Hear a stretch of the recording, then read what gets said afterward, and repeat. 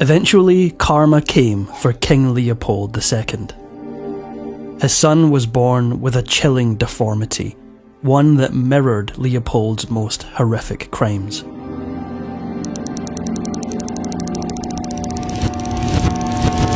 In Belgium, King Leopold II was hailed as the Builder King for the building projects he commissioned, but overseas in the Congo Free State lay the horrific truth. Leopold was a butcher.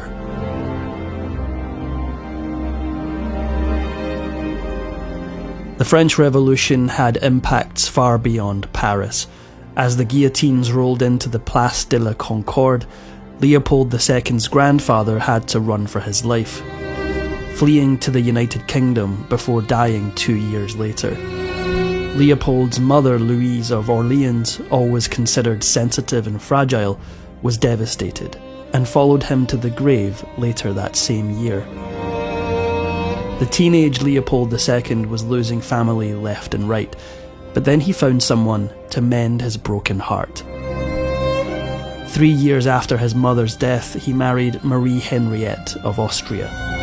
Much like Leopold, the people of Belgium fell in love with Henriette for her lively and energetic personality and benevolent disposition. She seemed to be everything that Leopold II was not. His official public career started in 1855 as a senator, and as the heir apparent to the monarchy, he didn't waste any time voicing his opinions, no matter how controversial they were. He became a vocal advocate for expanding Belgium's colonial holdings, touring regions in Asia and Africa looking for prospects. On December 10th, 1865, King Leopold I died, and 1 week later, his son, Leopold II, took his oath of office and became King of the Belgians. Despite the horrors he would unleash on the Congolese people, at home in Belgium, Leopold was actually a progressive figure. Some of his biggest legislative accomplishments included massive social reforms. He even gave workers the right to form unions. He passed a series of child labour laws that protected Belgium's youth from exploitation, and even instituted something of a weekend, giving workers Sundays off. Grimly ironic, given what he was about to do in the Congo Free State. Part of Leopold II's grand vision included a vast, sprawling overseas empire made up of cash-rich colonies. But his actions betrayed his true intentions. He only seemed interested in acquiring colonies for himself as a private citizen, using money from the government. At first, he set his sights on the Philippines. He believed that Queen Isabella II of Spain, the incumbent colonial power in the Philippines, was weak, and therefore eager to sell off her holdings. However, his ambassador, sensing the offence it would cause, never relayed his offer. When Isabella II lost her crown in 1868, Leopold made another move to buy the Philippines. There was just one problem: he couldn't afford it. He tried to devise a plan that would have made the Philippines into an independent state, meaning that a private citizen could purchase it. When that plan was unsuccessful, he set his greedy sights somewhere else: Africa.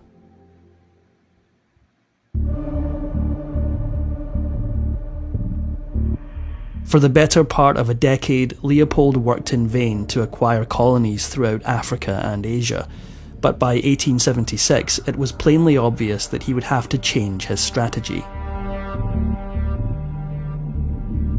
He established an international scientific and philanthropic association called the International African Society. In reality, it was no charitable organisation. It was a private holding company, owned by him. He then hired the services of the explorer Henry Morton Stanley and set him off in the direction of the Congo to establish a colony. With some clever diplomacy, Leopold managed to get most of Europe and the United States to recognise him as this newly claimed territory's sovereign. At the conclusion of the Berlin Conference in 1885, Leopold finally realised his ambition. Belgium had just become a huge colonial power. The newly minted Congo Free State was nearly 80 times larger than Belgium itself. And Leopold had it all to himself, to rule over with his private army, the dreaded Force Publique. The first of the Congo's natural resources to be exploited was ivory. Although highly lucrative, Leopold wasn't satisfied. It wasn't bringing in enough money to fund his grand ambitions in Belgium. But then a sudden and sharp increase in the demand for rubber changed everything. The Congo Free State had plenty of natural resources that Leopold could harvest for his personal and political gain, and rubber had the potential to be the most lucrative. But harvesting the sap from rubber plants required hours upon hours of grueling labour. Back at home in Belgium, Leopold continued to champion the rights of common labourers. However, all the way down in the Congo Free State, he adopted a very different policy. With his new need for cheap and plentiful labour, Leopold jettisoned his obligations from the Berlin Conference and dropped all pretense of running a charitable organisation.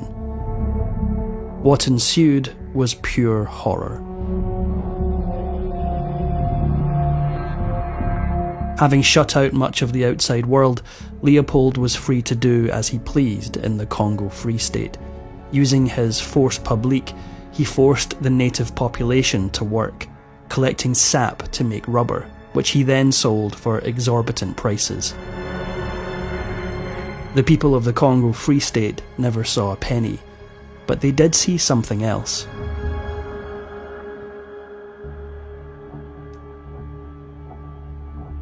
Suffice to say, the people didn't willingly go to work for Leopold, so he had to adopt some horrifying tactics of coercion.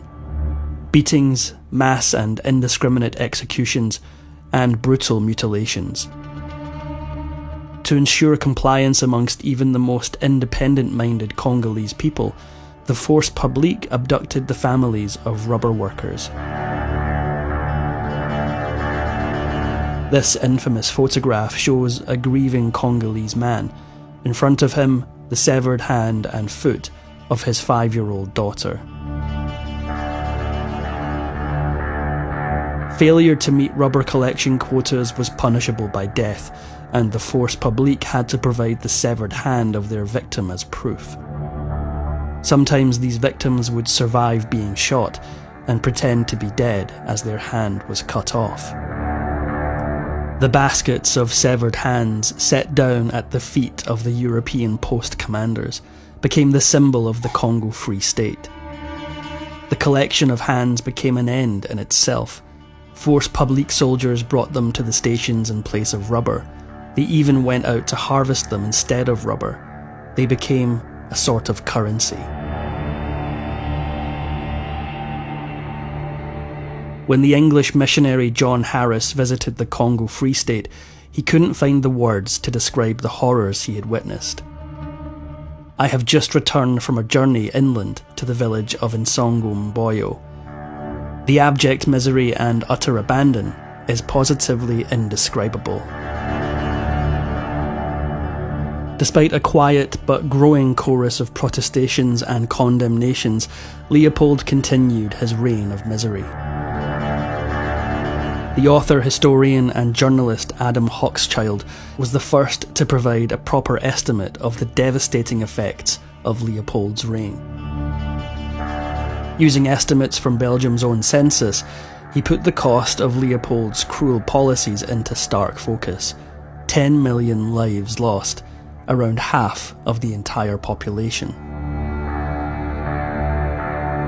The barbaric treatment of the Congolese was bad enough, but the secondary and tertiary consequences of willful neglect and malice were even worse. Diseases such as smallpox and sleeping sickness swept through the Congo Free State and claimed millions of lives. It was always only a matter of time before karma caught up with Leopold II, and in 1902 it finally did. When the British novelist Joseph Conrad toured the Congo as a steamer captain, he was so moved by the plight of the people that he changed the course of history. His 1902 novella Heart of Darkness gave the world a first-person glimpse into the atrocities being committed due to European colonialism in Africa.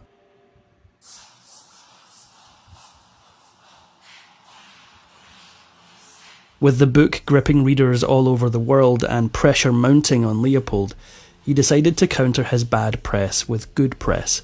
He paid the author Mary French Sheldon to tour the Congo Free State, ensuring that she only saw what he wanted her to see. Upon her return to England, she wrote, "I have witnessed more atrocities in London streets than I have ever seen in the Congo." By 1908, even Leopold's Belgian subjects had grown sick of his atrocities. After facing political opposition, he was forced to sell the Congo Free State to the Belgian people. Of course, he made sure that he was paid handsomely.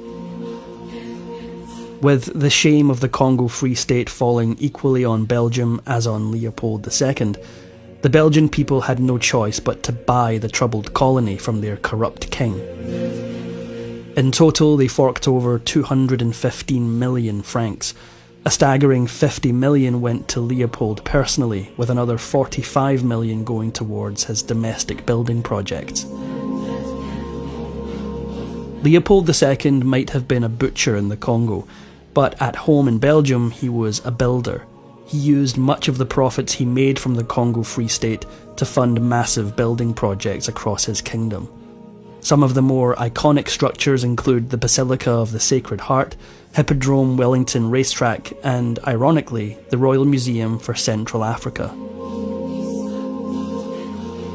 After the Belgian Parliament forced Leopold to sell the Congo Free State, instead of owning up to his many crimes, he began destroying evidence. Allegedly, he said to one aide, "They have no right to know what I did there." Not all of Leopold II's bloody profits from the Congo went to the Belgian people in the form of lavish new buildings. The builder king also splurged on himself. He purchased several private properties, expanded the royal castle of Laeken, and built resplendent personal gardens. His marriage to Henriette ended up not being what he'd hoped for. Even though the couple managed to produce 4 children, Leopold lost his heir. His only son, Prince Leopold, fell into a pond at the age of 9 and contracted pneumonia, a sickness from which he would never recover. After losing his son, Leopold fell into a deep sorrow, and his marriage suffered the consequences. He tried in vain to conceive another son and heir, but only managed to produce another daughter. Heartbroken and disappointed, Leopold and Henriette separated. In 1902, the same year that Heart of Darkness came out, Henriette died. After leaving her memorial service, an Italian anarchist fired 3 shots at Leopold's carriage, all of which missed. Despite his horrible reputation, the Belgian people rejoiced that he had survived. Later that day, while attending the theatre, the audience gave him a raucous round of applause. Even though Leopold's reputation on the international stage had taken a severe hit, he still commanded enough respect to hear from foreign dignitaries. Even the Pope sent him a letter in solidarity. Turns out Leopold was about as good a husband to Marie Henriette as he was a king to the Congolese people.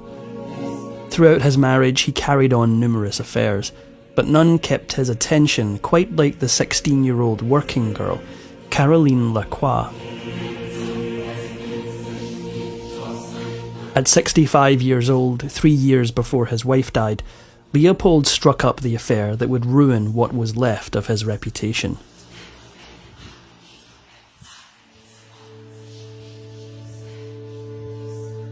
His decade-long relationship with Lacroix scandalised the Belgian people and caused even more outrage than the revelation of his atrocities in the Congo.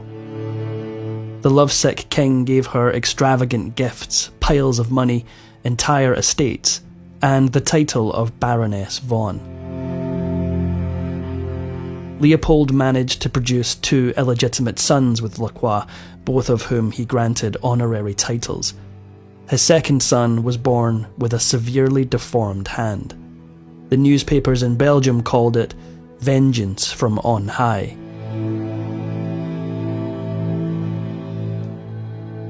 Leopold wanted to ensure that all of his many estates, castles, and heritage buildings stayed within his family.